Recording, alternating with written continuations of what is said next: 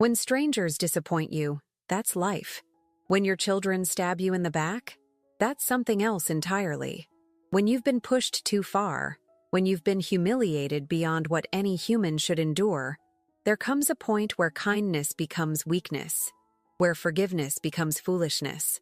Don't forget to subscribe to the channel and comment where you're watching from. The water dripped incessantly from my bathroom ceiling, the steady rhythm a mocking reminder of everything wrong with my life at 62. I'd placed a metal pot underneath to catch the drops, and each ping echoed through my cramped one-bedroom apartment like a tiny hammer striking at my dignity. My name is Michelle Campbell. For 35 years, I taught high school English in Springfield, Massachusetts. I raised 2 children alone after my husband Thomas died of a heart attack at 43. I put both my daughter Melissa and my son Samuel through college without a penny of debt. I did everything right, or so I thought. That Tuesday morning, as the autumn rain pounded against my windows, I called my landlord for the 5th time that month. "Mrs. Rutherford, I understand you're busy, but the leak is getting worse," I said, trying to keep the desperation from my voice. "There's a new one in the kitchen now, too. I've got 3 properties with burst pipes from the cold snap, Michelle," she said, not unkindly but with finality. "The plumber will get to you when he can. Maybe next week." I hung up and stared at the water stains spreading across my ceiling like a disease. The apartment wasn't much, but it was all I could afford on my teacher's pension. After the medical bills from my hip replacement 2 years ago, my savings had dwindled to almost nothing. My phone pinged with a notification. It was Melissa posting on Instagram again. I shouldn't have looked, but some masochistic part of me always did. There she was, my beautiful 35-year-old daughter, standing proudly in front of a handsome colonial house with a "sold" sign in the front yard. Her arm was wrapped around an older woman with silver-streaked black hair, her mother-in-law Patricia. The caption read, "So excited to help Mom P move into her dream home. She deserves every comfort after all she's done for our family. Blessed to our family first." I read it twice, feeling the familiar coldness spreading through my chest. Mom P. Not me, her actual mother, but Patricia, who had done nothing but criticize Melissa's choices until she married Patricia's son, Charles, an investment banker with the right connections and the right family background. The right background. Unlike me, the public school teacher who wore secondhand clothes so her children could have new ones. I scrolled through the comments, each one a fresh paper cut. "You're such a wonderful daughter-in-law. Patricia is so lucky to have you. That house is gorgeous. She'll be so happy there." I set the phone down, my hand trembling slightly. 3 months ago, when the building inspector had come and declared my apartment building in need of major repairs, I'd asked Melissa if I could stay with them temporarily. Their house had 5 bedrooms for just the 2 of them. They'd been trying for a baby for years without success. "Mom, it's not a good time," she'd said, not quite meeting my eyes. "Charles is up for partner, and we need to focus on making the right impression. You understand, don't you?" I did understand. I understood perfectly. I was an embarrassment. The shabby mother with the wrong accent who might say the wrong thing at a dinner party. The irony wasn't lost on me. My daughter, who I'd raised to value character over appearance, who I'd taught that kindness matters more than status, was now ashamed of me while buying a house for her mother-in-law. The phone rang, startling me from my bitter reverie. It was a number I didn't recognize. "Hello?" I answered, expecting a telemarketer or a scam call. "Is this Michelle Campbell?" The voice was male, professional, with a hint of a Boston accent. "Yes, who's calling?"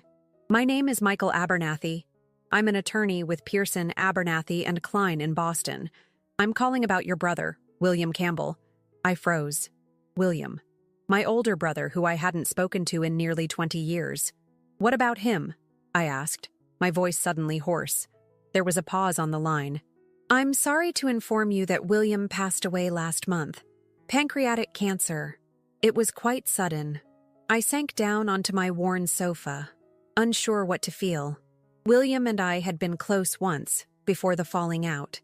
Before he sided with my ex-husband during the divorce, believing Thomas's lies about me.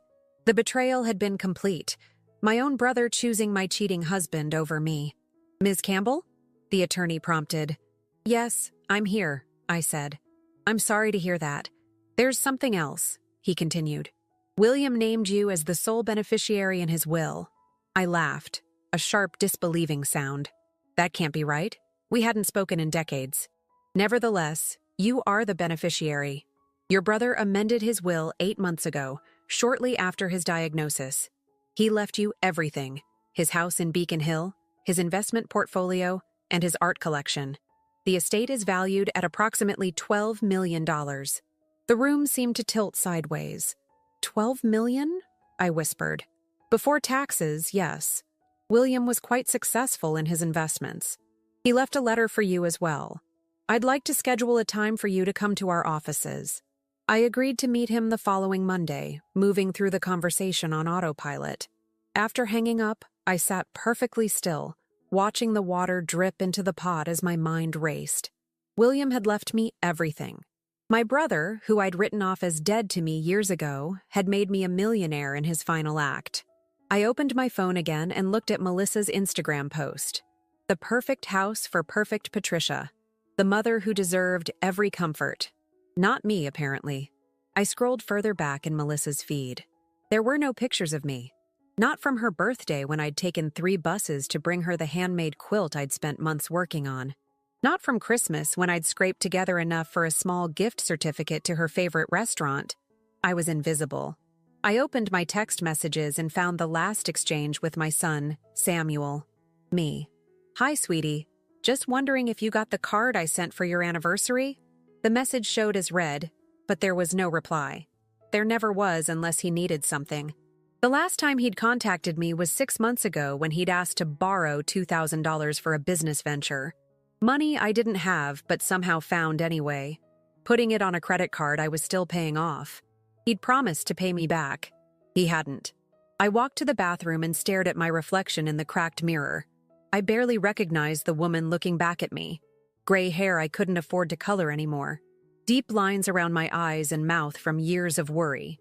Shoulders slightly stooped from carrying everyone else's burdens but never my own. But in my eyes, something was changing. A coldness was creeping in, replacing the hurt. The woman in the mirror straightened her shoulders. William's money wouldn't just change my living situation. It would change everything. I picked up my phone and took a picture of the leaking ceiling, the rusty water stains spreading like a cancer. I texted it to Melissa with a simple message. No need to worry about me. Everything's fine here. She read it. She didn't respond. And that's when I knew exactly what I needed to do. That night, as the rain continued to pour and the leaks worsened, I sat at my small kitchen table and began to make a list. A list of debts. Not financial ones, but emotional. A tally of betrayals, large and small. A catalog of wounds that had never healed. By morning, I had a plan. William's unexpected gift hadn't just given me financial freedom. It had given me something far more valuable. The power to make things right. The Beacon Hill townhouse was like something from another world. My brother's world, not mine. 5 stories of red brick and black shutters, nestled among Boston's elite. As I climbed the steps, key in hand, I wondered if William had found happiness here in his final years. Not that it mattered now. Michael Abernathy, the attorney, had been efficient and respectful. The paperwork was straightforward. The letter from William less so. Michelle, by the time you read this, I'll be gone. Cancer has a way of clarifying things. I was wrong about Thomas. I discovered the truth years ago but was too proud to reach out. You deserved better from me as your brother. You deserved better from everyone. I've watched from afar as your children grew up and became strangers to you. I saw how they took and took while giving nothing in return. I recognized it because I did the same to you once. This inheritance won't fix what's broken between us, but perhaps it will give you the freedom I never had. The freedom to live without compromise, without begging for scraps of affection from those who should love you unconditionally. Use it wisely, little sister. William. I folded the letter and slipped it into my pocket. William had seen it all. Seen through the perfect family photos on social media. Seen through the holiday cards with no mention of me. Seen what I had been too blinded by maternal love to acknowledge. The townhouse interior was stunning. Original hardwood floors, crown molding. a grand staircase winding to the upper floors. The furniture was masculine but elegant. Leather sofas, antique desks, Persian rugs atop gleaming wood. William had lived well. I spent that first day wandering from room to room, touching surfaces, opening drawers, trying to reconnect with the brother I'd lost decades ago. In his study, I found albums filled with newspaper clippings, my teaching awards, community recognitions, even the small write-up when I'd published a book of poetry through a local press 15 years ago. He'd followed my life while I'd pretended he didn't exist. That night, I slept in what had been his guest room, unable to bring myself to use his bedroom. Not yet. Perhaps not ever. The next morning, I met with the financial advisor William had used. The investment portfolio was diverse and stable. Blue-chip stocks, municipal bonds, a few higher-risk ventures that had paid off handsomely. The advisor, a young woman named Amara with sharp eyes and a sharper mind, walked me through everything. "Your brother was very strategic," she explained. "He restructured everything after his diagnosis to minimize the estate tax burden. You're looking at about $9 million after taxes, depending on market fluctuations. $9 million. The number seemed abstract, disconnected from reality. "What would you like to do with these assets, Ms. Campbell?" Amara asked. What indeed? "I need time to think," I told her. "For now, let's keep everything as it is." I spent the next week settling into my new life. I hired a cleaning service for the townhouse. I bought new clothes, not ostentatious, but well-made pieces that fit properly and didn't bear the faint shame of discount racks.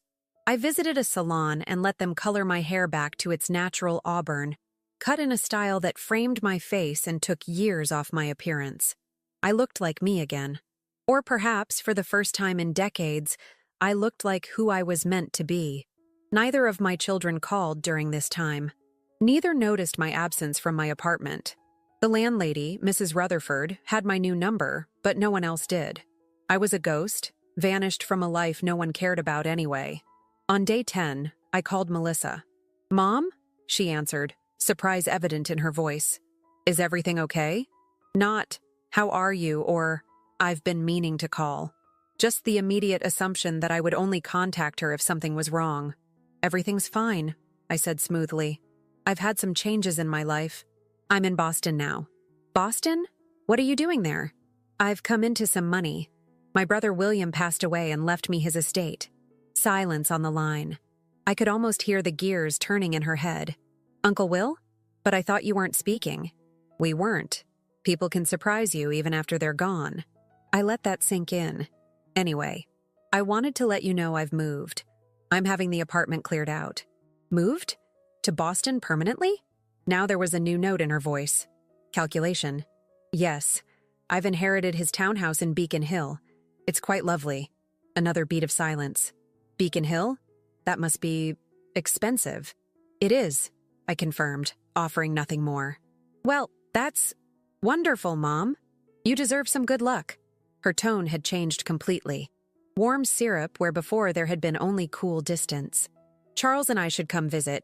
It's been too long since we've had a proper visit." Had it ever occurred to her to invite me to her home? To the house she'd bought for Patricia? That would be nice. I lied. "But I'm still settling in. Perhaps in a few weeks." Of course," she rushed to agree. "Just let us know when. We're very flexible." I bet they were. "I should go. I have an appointment with the financial advisor." Another piece of bait dangled. "Financial advisor? How much did Uncle Will leave you exactly?" The question came quickly, too eagerly. "Enough," I said. "We can talk more when I see you. Give my best to Charles." I hung up before she could respond. Samuel called within the hour. Melissa had obviously reached out to him immediately. "Hey, Mom," he said, as if we spoke regularly, as if he hadn't ignored my texts and calls for months. "Melissa told me about Uncle Will. That's amazing news." "Is it?" I asked mildly. "You barely knew him." "Well, no, but it's great for you. You've had it rough." Had it rough. As if my struggle had been some temporary inconvenience and not years of sacrifice and hardship while he lived in his downtown Chicago condo, Taking expensive vacations he documented extensively on Facebook without ever offering to fly me out to visit. Yes, things are looking up, I said. How are you, Samuel? How's the business venture?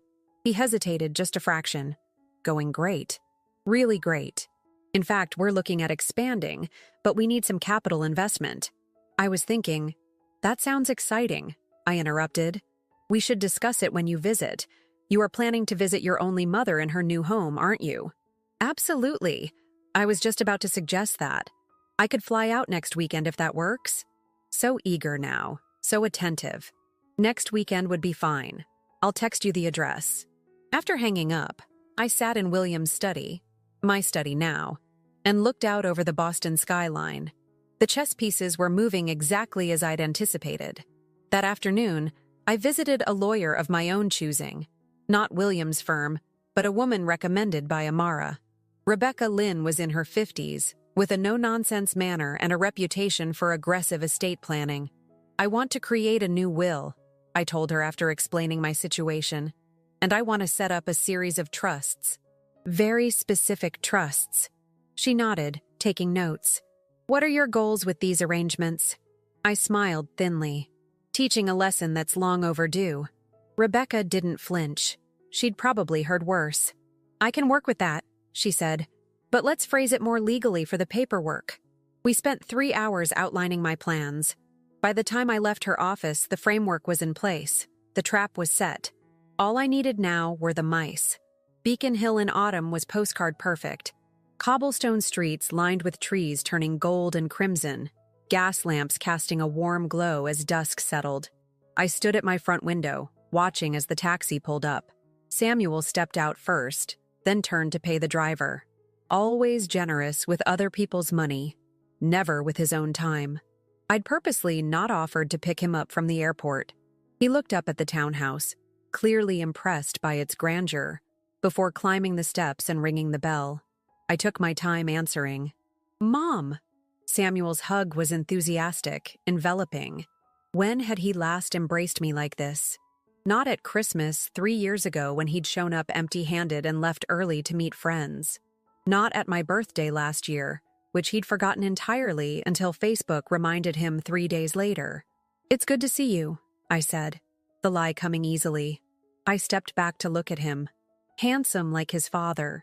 The same strong jawline, the same charismatic smile that hid a fundamental selfishness. This place is incredible, he said, looking past me into the foyer with its crystal chandelier and marble floor. Uncle Will had great taste. He did, I agreed. Let me show you around. I guided him through the house, watching as his eyes cataloged every valuable item, every sign of wealth. In the study, he let out a low whistle at the collection of first-edition books. In the dining room, he commented on the antique silverware displayed in a glass cabinet. That's been in the family for generations, I told him. Your great-grandmother brought it from England. It must be worth a fortune, he said, and I could almost see him calculating its value. Some things are beyond price, I replied.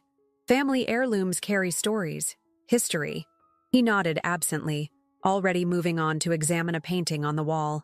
Melissa and Charles arrived an hour later, bearing an expensive bottle of wine and a bouquet of flowers. Lilies, which I'd told her countless times triggered my allergies. I thanked her anyway and put them in the kitchen, away from the dining room where we would eat. Mom, you look amazing, Melissa gushed, taking in my tailored slacks and cashmere sweater, my freshly colored hair. Boston clearly agrees with you. Money agrees with everyone, I said with a small smile. Would you like some wine before dinner? I'd arranged for a catering service to deliver a meal, roasted rack of lamb, fingerling potatoes, haricots verts with almonds, the kind of meal I could never have afforded before, served on William's Wedgwood china. As we ate, the conversation flowed with artificial ease. My children asked about William, about the inheritance, carefully dancing around the questions they really wanted to ask. How much? What are you going to do with it? Where do we fit in?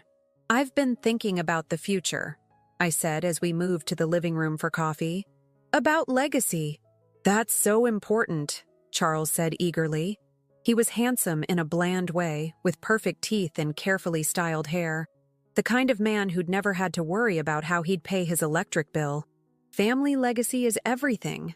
I nodded slowly. I agree. Which is why I've been thinking about how to structure my estate. The room grew quiet. I had their complete attention now. I've set up a meeting tomorrow with my estate attorney, I continued. I'd like all of you to join me. Of course, Mom, Melissa said quickly. Whatever you need. It's not about what I need, I corrected her gently. It's about what's right. That night, after they'd gone to their hotel, I'd claimed the guest rooms were being renovated. I sat in William's study, nursing a glass of his expensive scotch. I thought about the look in my children's eyes when I mentioned my estate. The naked want. The calculation. They thought they were so close to securing their future. If only they'd shown me a fraction of this attention, when I had nothing to give them but my love. The next morning dawned bright and clear. I dressed carefully in a navy suit I'd bought at Neiman Marcus, applying makeup with precision. Armor for the battle ahead. Rebecca Lynn's office was in a sleek building downtown, all glass and steel. Her conference room offered panoramic views of the city, the Charles River glittering in the distance. Thank you all for coming, Rebecca said once we were seated around the polished table. She was immaculate in a charcoal gray suit, her dark hair cut in a severe bob. Michelle has asked me to outline the structure she's creating for her estate. My children and Charles leaned forward slightly, their postures attentive, eager. As you know, Rebecca continued, Michelle has inherited a substantial estate from her brother, valued at approximately $9 million after taxes, including real estate and investment assets. I watched their eyes widen.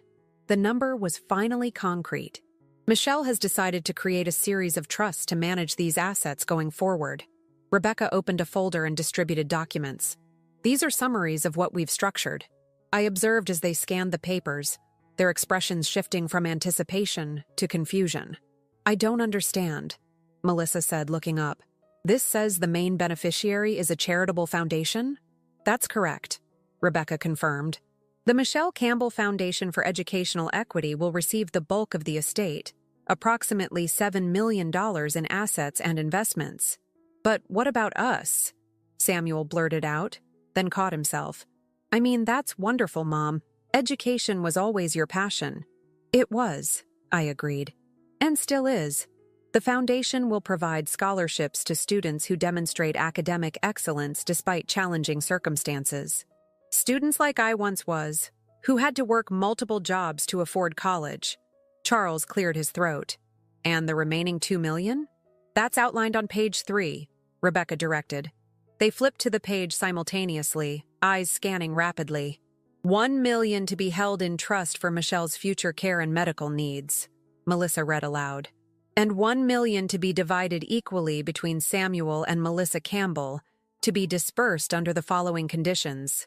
She trailed off, her face paling slightly as she read the conditions silently.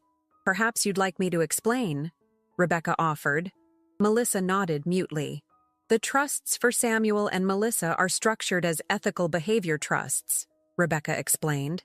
Each will receive quarterly payments of $12,500, $50,000 per year, contingent upon demonstrating care and support for their mother.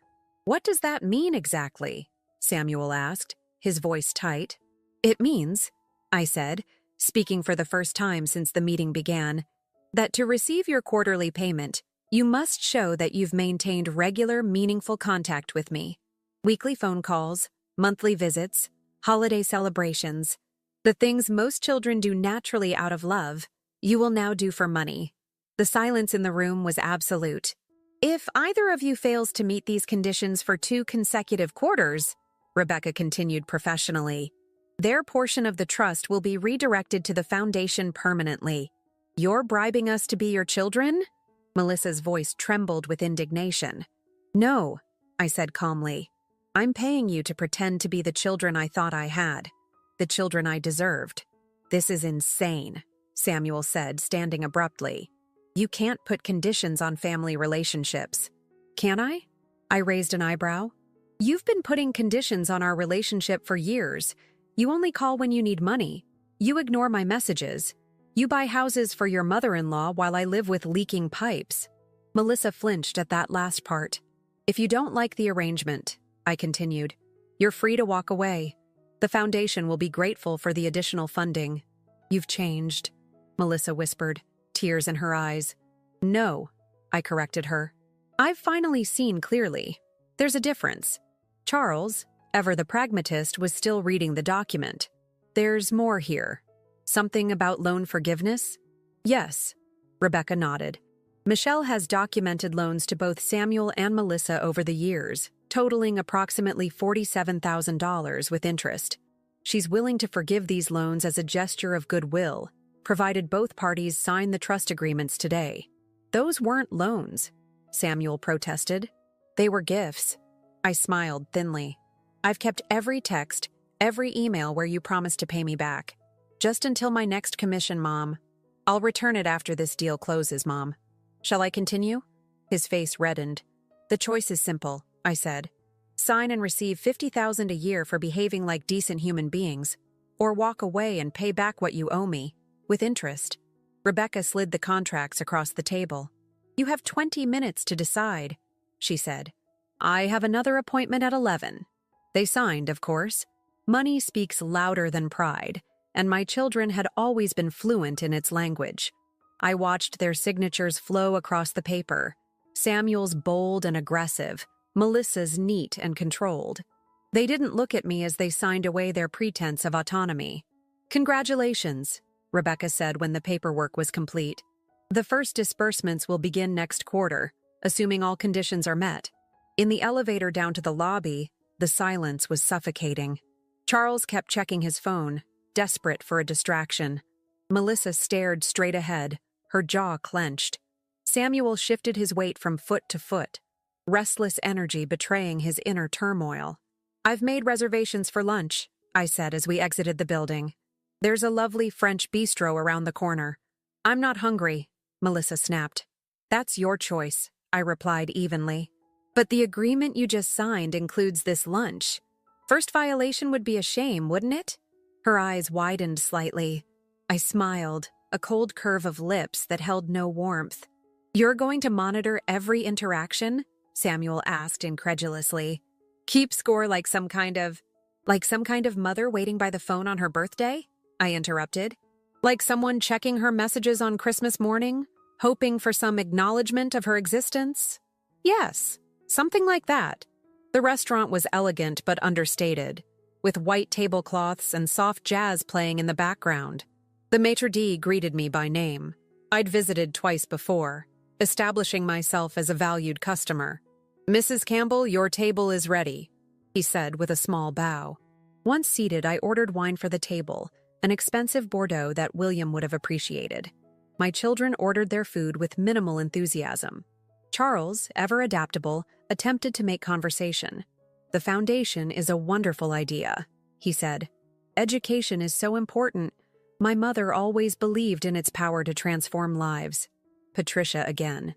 The saint. The worthy mother. How is Patricia? I asked, taking a sip of wine. Settling into her new home? Melissa flushed. She's fine. I'd love to see it sometime. The house you bought her. I kept my tone light, conversational. It must be lovely. It's just a small ranch house, Melissa mumbled. Nothing like this. But it has no leaking pipes, I imagine. Another sip of wine. No water stains on the ceiling. Samuel cleared his throat. Mom, about the trust conditions. Let's not discuss business over lunch, I interrupted. Tell me about your work, Samuel. That venture you needed capital for. He shifted uncomfortably. It's going well. We're developing an app that helps people track their fitness progress. Fascinating. And you need investment capital? We did. We found it elsewhere. I'm sure you have. I smiled. And Melissa, how's the gallery? Still representing that sculptor you were so excited about last year? For the next hour, I asked questions about their lives that they couldn't believe I knew the answers to. Small details gleaned from social media they thought I didn't follow. From mutual acquaintances they didn't realize still spoke to me. I watched them squirm as they realized how much I'd been watching from the shadows while they pretended I didn't exist. After lunch, we stepped outside into the crisp autumn air. Well, this has been lovely, I said. But I have plans this afternoon. Perhaps dinner tomorrow? My house? 7 o'clock. We were planning to fly back tomorrow morning, Samuel said quickly.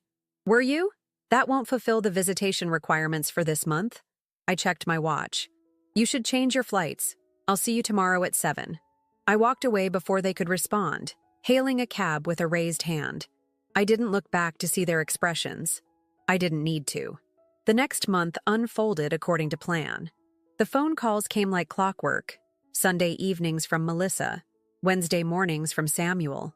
Stilted conversations filled with resentment, barely concealed beneath banal pleasantries. How was your week, Mom? Did you enjoy the concert you mentioned last time? The weather must be getting chilly in Boston now. I answered with equal artifice, playing the role of the content mother, while we both knew this was a transaction, nothing more. 2 weeks before Thanksgiving, I called them both. I'd like you to come to Boston for the holiday, I said. Bring Charles, of course, Melissa. And Samuel, do bring Rachel, his girlfriend of 3 months that he hadn't bothered to mention to me, though her presence was all over his Instagram. They agreed, of course. $50,000 ensured their compliance. I hired a professional decorator to transform the townhouse into a Thanksgiving paradise. Tasteful autumn decor, fine china, crystal goblets that caught the light from the antique chandelier. The meal would be catered by one of Boston's top restaurants, delivered and served by staff I'd hired for the day. The night before their arrival, I sat in William's study, my study, and reviewed my notes from Rebecca. The trust was performing well. The foundation was established. Everything was proceeding as planned. So why did victory taste so hollow? I poured myself another scotch and walked to the window, looking out at the glittering city below. Boston had embraced me, or at least my money. I'd been invited to charity galas, museum openings, exclusive dinner parties. People who wouldn't have glanced at me 6 months ago now sought my company, my approval, my checkbook, just like my children. The thought brought no satisfaction, only a dull ache in my chest that the expensive scotch couldn't numb. Thanksgiving Day dawned bright and cold. I dressed carefully in an emerald green dress that accentuated the auburn of my hair, applied makeup with practiced precision. Armor, as always. They arrived together, having shared a taxi from the airport, coordinating to minimize their time with me, no doubt. I greeted them at the door with perfect hospitality, taking coats, offering drinks, introducing them to the staff who would be serving dinner. Rachel, Samuel's girlfriend, was a surprise. Young, too young for him at 30, with a quick intelligence in her eyes that assessed the townhouse, the artwork, the obvious wealth with frank appreciation. She was the only one who seemed genuinely pleased to be there. "Your home is beautiful, Mrs. Campbell," she said as I showed her to the sitting room. "Samuel told me about your brother's gift. What an amazing second act to begin." "Thank you, Rachel," I said, finding myself warming to her unexpected candor. "And please, call me Michelle." Dinner was a masterpiece of culinary art and social discomfort. The food was impeccable. Heritage turkey, chestnut stuffing, cranberry compote with orange zest and star anise. The conversation was strained, each topic chosen carefully to avoid the elephant in the room, the conditional nature of our gathering. As dessert was served, pumpkin mousse in delicate chocolate cups, Melissa finally broke. "This is ridiculous," she said, setting down her spoon with a clatter. "We're sitting here pretending this is normal when we all know why we're really here." "Please elaborate," I said, taking a small bite of mousse. "The trust, the conditions, this performance we're putting on." She gestured around the table. "It's cruel, Mom." "Cruel?" I repeated, setting down my spoon. "Let me tell you about cruel, Melissa. Cruel is calling your mother on speakerphone while you're doing something else, making it clear she's an afterthought. Cruel is forgetting her birthday until Facebook reminds you. Cruel is buying a house for your mother-in-law while your own mother's ceiling leaks. That wasn't the same," she began. "Wasn't it? Patricia deserved every comfort, I believe you said. What did I deserve? The apartment with black mold in the bathroom? The disconnected heat last winter when I couldn't pay the bill on time?" Samuel shifted uncomfortably. "You never told us things were that bad." "I shouldn't have had to. The words came out sharper than I intended. I took a breath, regaining my composure. I was your mother. You should have seen me. You should have cared enough to ask. So this is punishment, Charles said quietly, making us dance for our inheritance. This is consequences, I corrected him. For the first time in your lives, you're facing the consequences of treating someone as if they don't matter. Rachel looked between us all, comprehension dawning on her face. You're not going to forgive them, are you? No matter what they do now, it's too late. The table fell silent. A young woman who'd known me for less than 4 hours had seen what my own children couldn't or wouldn't recognize. The time for genuine reconciliation passed long ago, I said softly. Now we have a business arrangement. They pretend to care, and I pretend to believe them. In return, they receive financial compensation. That's twisted, Melissa whispered, tears in her eyes. No more twisted than pretending I didn't exist until I had something you wanted, I replied. Now, shall we have coffee in the living room? I believe there's a football game Samuel might want to watch. I stood, smoothing my dress, signaling the end of the discussion. The staff began clearing the table as my family rose, moving toward the living room like actors following stage directions. Only Rachel lingered, her eyes meeting mine with unexpected compassion. For what it's worth, she said quietly, I would have liked to know you before all this. The real you. I felt something crack in my carefully constructed facade. The real me died a long time ago, I told her. Somewhere between the second job I took to pay for Samuel's college and the night I ate crackers for dinner so Melissa could have a prom dress. She nodded slowly. I understand why you're doing this. I just wonder if it's healing anything. It wasn't meant to heal, I said. It was meant to balance the scales. Rachel touched my arm lightly. Just don't lose yourself in the process. She walked away to join the others, leaving me alone in the dining room, surrounded by the remnants of a perfect meal that had nourished no one. Winter descended on Boston with theatrical flair, swirling snow, bitter winds that cut through even the finest wool coat, Christmas lights reflecting off frozen puddles. The townhouse remained warm, insulated by money and the best heating system money could buy. December brought performative gestures of familial affection. Christmas cards with professional photos, Melissa and Charles in matching sweaters, Samuel and Rachel against a backdrop of twinkling lights. Phone calls filled with forced cheer. Inquiries about my holiday plans that held no genuine concern. We'd love to have you in Chicago for Christmas, Samuel said during our Wednesday call, the reluctance evident beneath his carefully modulated tone. That's thoughtful, I replied. But I've made other plans. The relief in his voice was palpable. Oh? Something special? Yes, I said, offering no elaboration. The truth was, I'd arranged to spend Christmas at a luxury resort in Aspen. Alone. I'd never skied in my life, but the resort offered other amenities. A world-class spa, gourmet restaurants, a lounge with panoramic mountain views where I could sit with a book and a glass of wine, watching the beautiful people drift by. I didn't tell my children this. Let them wonder. Let them picture me alone in the townhouse, surrounded by wealth but empty of connection. Let them feel a sliver of the guilt they should have felt years ago. The weeks passed in a blur of preparations. I met regularly with Rebecca Lynn and Amara to review the foundation's progress. We'd identified the first recipients of our scholarships, 5 promising students from underfunded schools in Massachusetts. Each would receive full tuition at the college of their choice, plus a living stipend and mentorship. You're changing lives, Amara told me after one particularly productive meeting. These kids would never have had these opportunities otherwise. I nodded, trying to feel the satisfaction such praise should bring. The foundation was doing good work, important work, work that mattered more than the petty revenge I was exacting on my children. Yet when I lay awake at night in William's king-sized bed, my bed now, it wasn't the grateful faces of scholarship recipients I saw. It was Melissa's expression when I'd mentioned the leaking pipes, Samuel's discomfort when I referenced the money he'd borrowed, the transparent calculation in their eyes when they realized I had something they wanted. The week before Christmas, an unexpected visitor arrived at my door. Rachel stood on my doorstep, snowflakes melting in her dark hair. cheeks flushed from the cold. "I'm sorry to drop by unannounced," she said. "Samuel doesn't know I'm here." I invited her in, curious despite myself. She declined coffee but accepted tea, wrapping her cold hands around the delicate porcelain cup as we sat in the front parlor. "I broke up with Samuel last night," she said without preamble. I raised an eyebrow. "I'm sorry to hear that."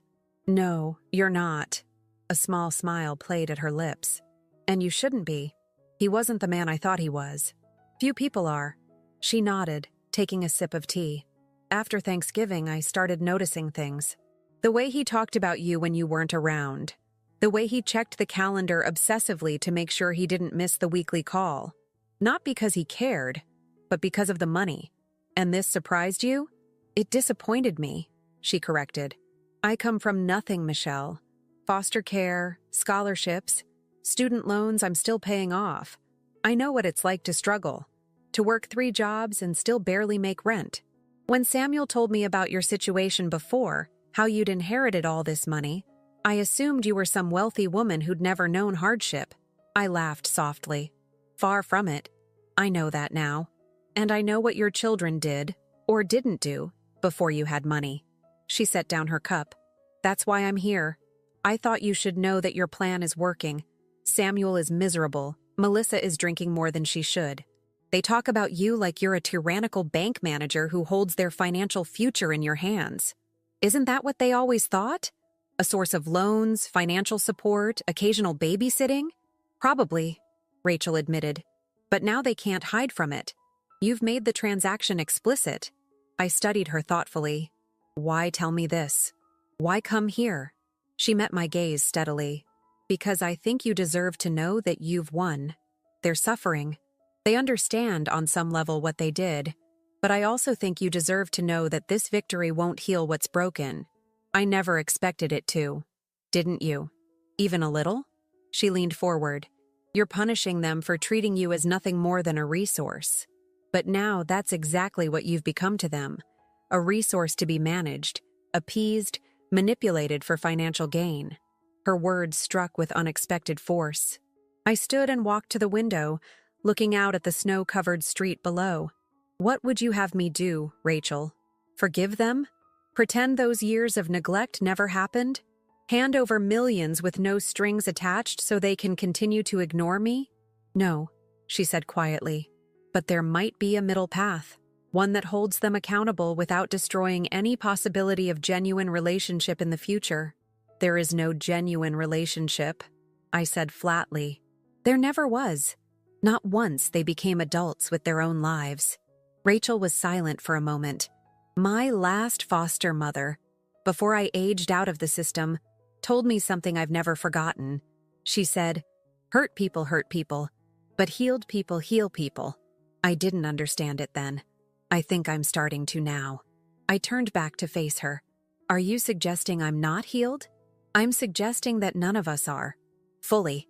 And that true power isn't about control or punishment. It's about breaking cycles." After she left, I sat in William's study for a long time, turning her words over in my mind. The implication that my revenge, however justified, was keeping me tethered to the very pain I was trying to transcend. The suggestion that there might be another way forward, neither naive forgiveness nor cold retribution. I pulled out the letter William had left me, reading it again. "This inheritance won't fix what's broken between us, but perhaps it will give you the freedom I never had. The freedom to live without compromise, without begging for scraps of affection from those who should love you unconditionally. Use it wisely, little sister." Had I used it wisely? Or had I merely inverted the power dynamic without truly freeing myself? The question followed me to Aspen, haunting the luxurious suite with its mountain views and fireplace that lit with the touch of a button. It lingered as I sat in the spa, as I dined in 5-star restaurants, as I watched wealthy families exchange extravagant gifts on Christmas morning. On New Year's Eve, I sat alone on my balcony, wrapped in a cashmere blanket, watching fireworks explode over the mountains. My phone buzzed with obligatory messages from my children. "Happy New Year, Mom. Hope 2026 is your best year yet. Love, Melissa and Charles." Wishing you health and happiness in the coming year. Call you Wednesday as usual. Samuel formulaic, empty. Exactly what I'd demanded from them. As the final fireworks faded, I made a decision. I called Rebecca first thing the next morning. I need to make changes to the trust, I told her. Substantial changes. 2 weeks later, we all gathered in her conference room again. My children looked wary. Charles resigned, all of them clearly expecting some new, more onerous condition to the financial arrangement. Rebecca distributed new documents with her usual efficiency. Michelle has decided to restructure the trusts, she explained. The foundation will remain the primary beneficiary of her estate. However, the trusts for Melissa and Samuel are being modified. My children exchanged nervous glances. The behavioral conditions are being removed, Rebecca continued. Instead, each trust will provide a one-time payment of $250,000 to be dispersed immediately. The remaining $500,000 from each trust will be held until Michelle's death, at which point it will transfer to Melissa and Samuel respectively, regardless of their relationship with Michelle during her lifetime. The silence in the room was profound. I don't understand, Melissa finally said. It's simple, I replied. I'm freeing you from the obligation to pretend. The quarterly payments, the forced phone calls, the obligatory visits, all of it ends today. You'll each receive a substantial sum now, and more when I'm gone, with no strings attached. But why? Samuel asked, confusion evident in his expression. Because the arrangement wasn't healing anything, I said, echoing Rachel's words. Not for you, and not for me. It was just perpetuating a dysfunctional dynamic with different power dynamics. So, you're just letting us go? Melissa's voice held a hint of hurt I hadn't expected. I'm releasing us all, I corrected her.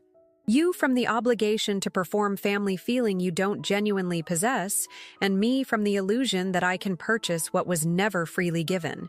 And if we want to stay in touch? Samuel asked. Not for money, but because you're our mother? I looked at him skeptically. Do you want that?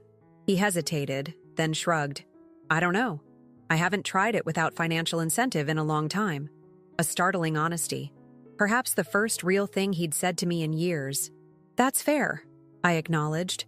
The door remains open, but I'm removing both the carrot and the stick. Whatever relationship we have, or don't have, going forward will be based on genuine feeling, not financial calculation. We signed the new paperwork in silence. When it was done, Rebecca excused herself, leaving us alone in the conference room. So that's it? Melissa asked. We just go our separate ways? That's up to you, I said, gathering my coat and purse. I'll be here in Boston, living my life, building the foundation. If you want to be part of that life, it won't be because I'm paying you or threatening you. It will be your choice, freely made.